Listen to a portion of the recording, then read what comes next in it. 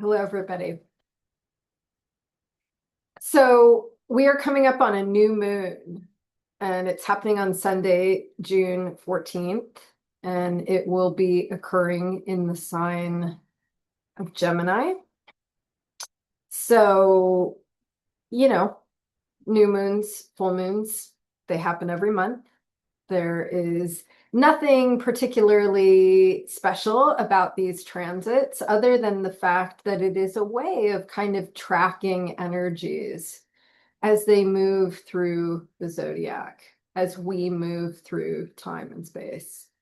And so I like to check in with the cards and see what's going on in the world, both personally and collectively, around the time that these new moons happen. I mean, Gemini is an air sign, so communication gets highlighted.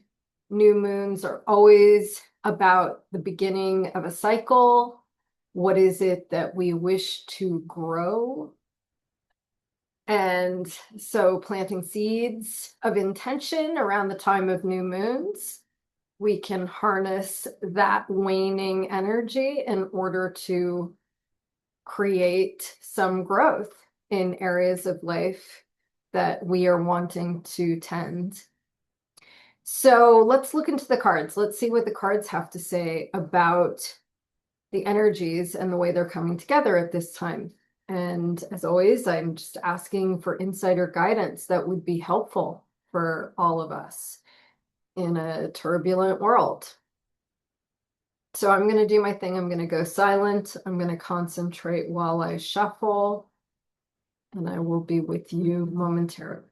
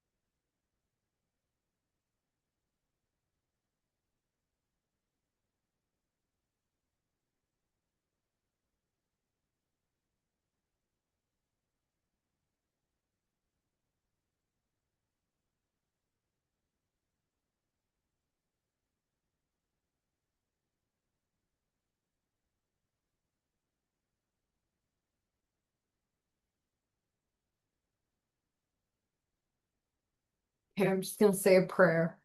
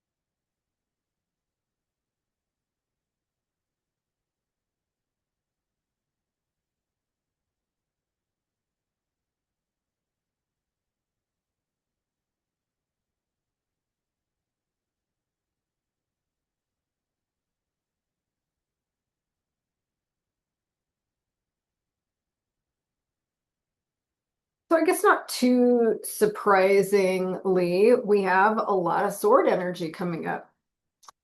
because swords are correspondent with thoughts, ideas, and communication. So naturally, that those topics are going to get highlighted when the moon is new in the sign of Gemini.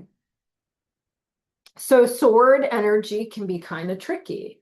The sword is symbolic of cutting, right? It can cut to the quick, it can get to the heart of the matter, but it can also be used on oneself or another like a weapon. And so the mind can be a weapon that we use against ourselves. And this is really important to keep in mind, that we are all in, we create these narratives, right, to make sense of our own lives. And these narratives are born out of experience, some conscious, some unconscious. You know, the way that we navigate the world is we peer into the storehouse of awareness to see if we have any past experience that matches up with whatever is going on presently in our lives. And this is how we come to react to certain things.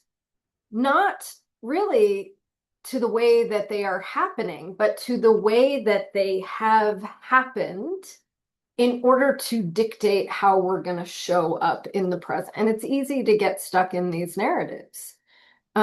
We do it automatically. You know, if we come across a situation that feels tonally similar to something that we've been through before, we react in a way that is correspondent with however we did it in the past.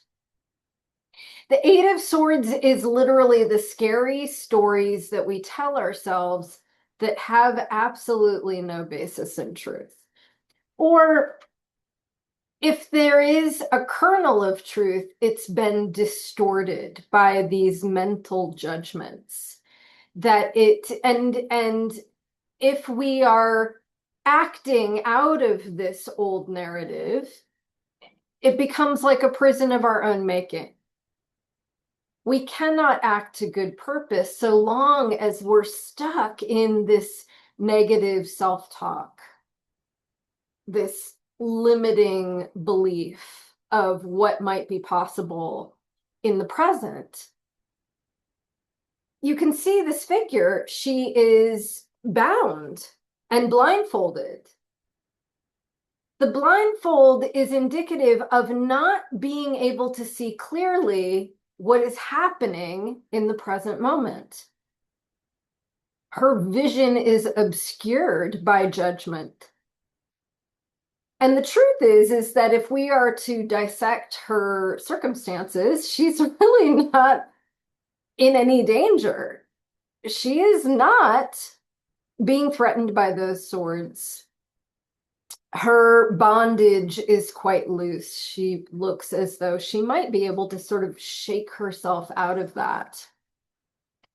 The indication here is that this is, you know, again, she's listening to the narrative on the inside of her mind instead of being where her feet are at and being able to respond authentically in the moment to whatever is going on around her. And our friend, the Six of Swords, is an indication that this is a story that's built out of past experience, because that's really what the Six of Swords is about. It's about leaving the past behind, moving away from troubled waters and going towards a calmer shore. Choosing to show up in the present moment and direct our intention. And there's something very gentle about this, that we are being called to go with the flow, align ourselves with the natural flow of things. So first of all, I think, you know, from a therapist's perspective, I'm, you know, in addition to being a professional tarot reader. I'm also an associate marriage and family therapist.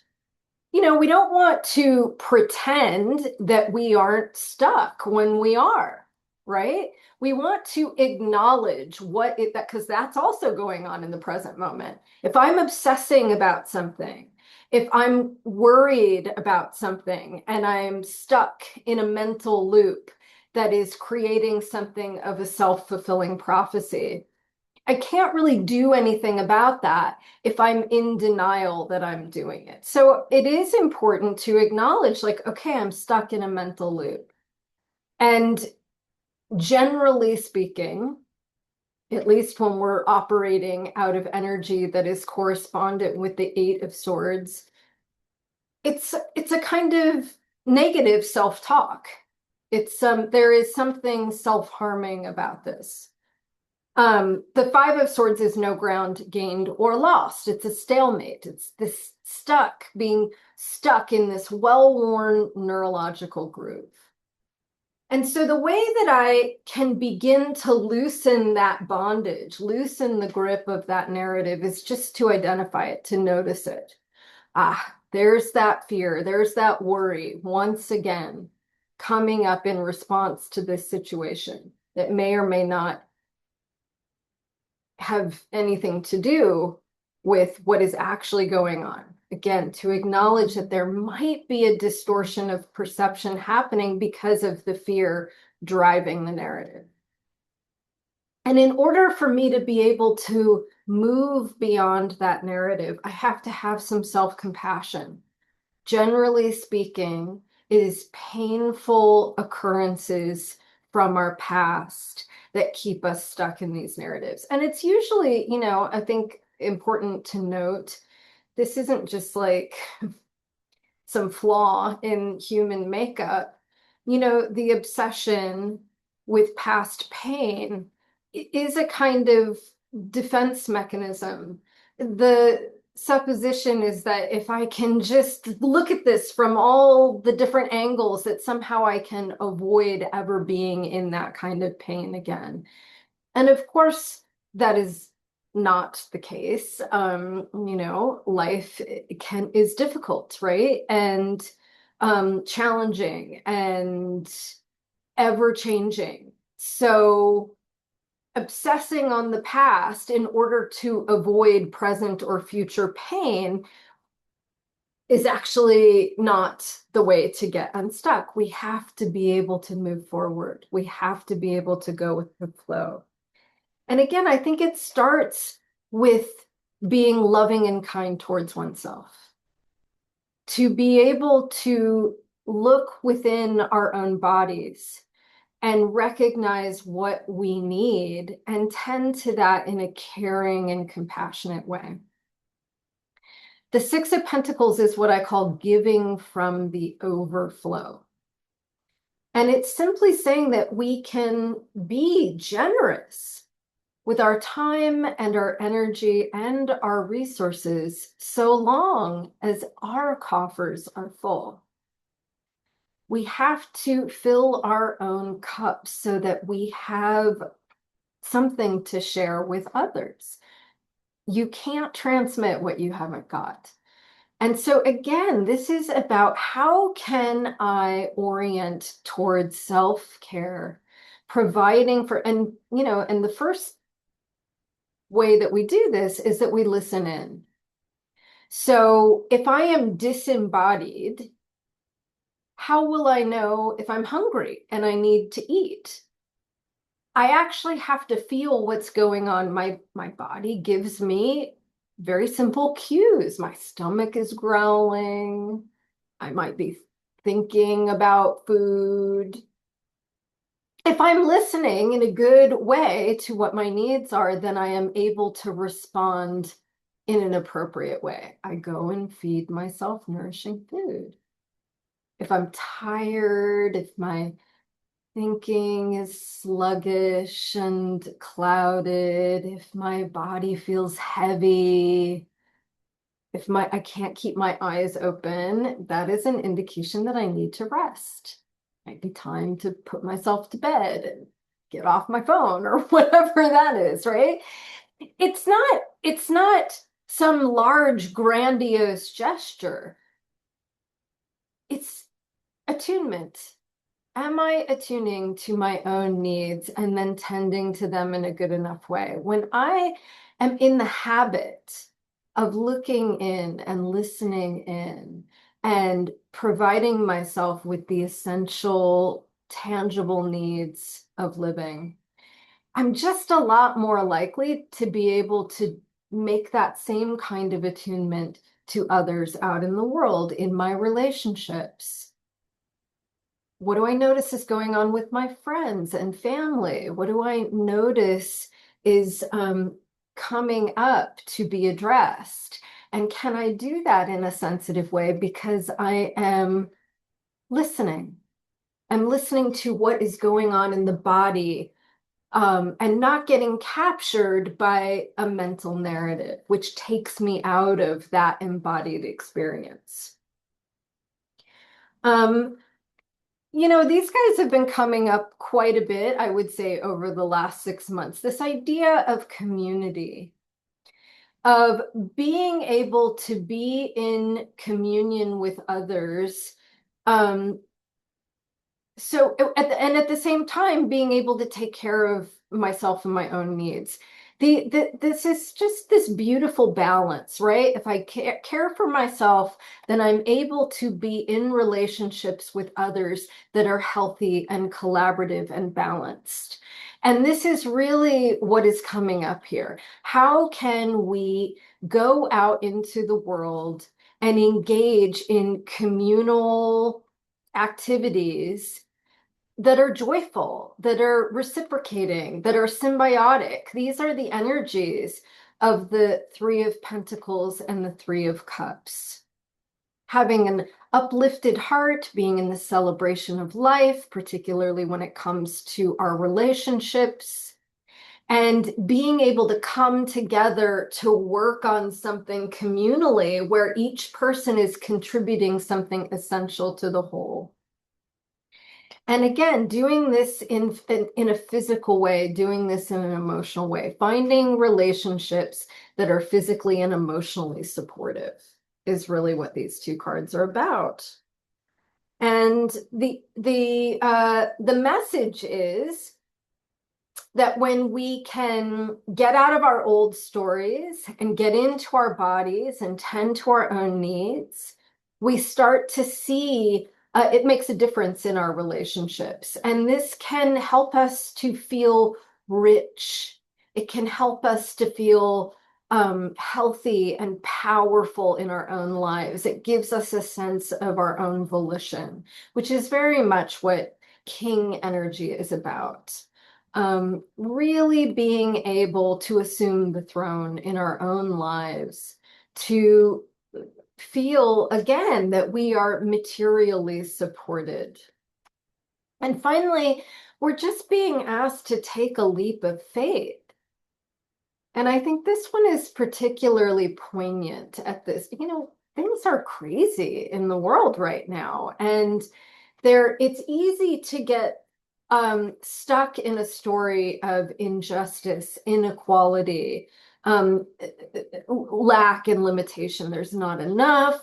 How am I going to get by? How am I going to pay my bills? How am I going to, you know, survive the tyrannical governmental policies? I mean, like, how are we going to extricate ourselves from war? I mean, all of it, all the things.